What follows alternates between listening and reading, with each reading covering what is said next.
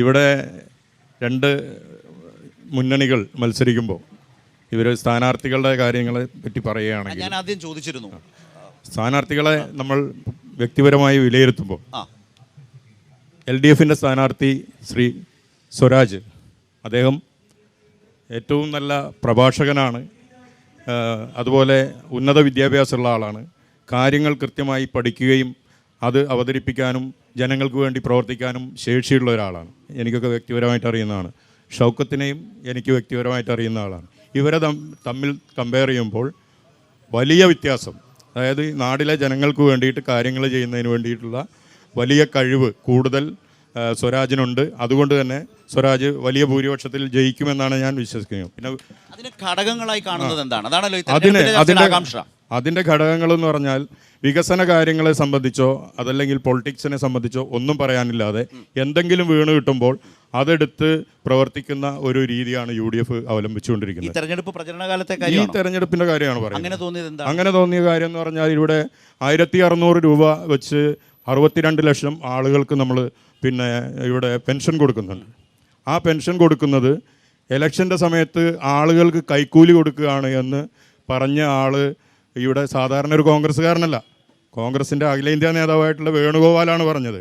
അപ്പോൾ ഈ നാട്ടിലെ 62 ലക്ഷത്തോളം വരുന്ന ആളുകളെ കൈക്കൂലിക്കാരാക്കുന്ന, അതുപോലെ ഞാൻ പറഞ്ഞതെന്ന് വെച്ചാൽ എന്തെങ്കിലുമൊക്കെ കിട്ടുന്നത് നോക്കിയിട്ടൊക്കെ പറയുകയാണ്.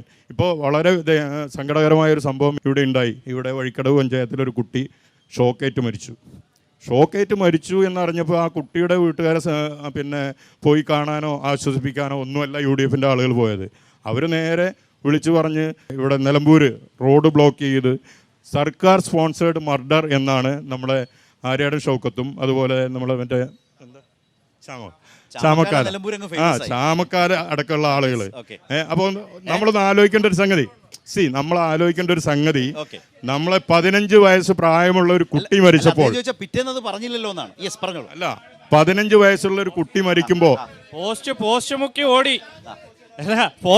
ഓടി അല്ല പറയട്ടെ ഞാനൊന്ന് മുഴുവൻ പറയട്ടെ.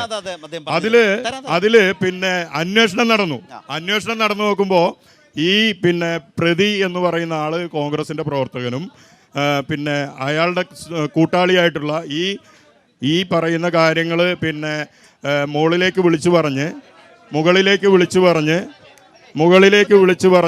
റോഡ് വരയ്ക്കാനും CPMന്റെ സമുന്നതനായ നേതാവ് പിന്നെ വിജയരാഘവനെ തടഞ്ഞു വെക്കുന്ന അടക്കമുള്ള കാര്യങ്ങൾ ചെയ്യാൻ വേണ്ടിയിട്ട് നിർദ്ദേശം കൊടുത്തിട്ടുള്ളത് പഞ്ചായത്ത് മെമ്പറും വൈസ് പ്രസിഡന്റും കൂടിയായിട്ടുള്ള കോൺഗ്രസിന്റെ ആളുകളാണ്.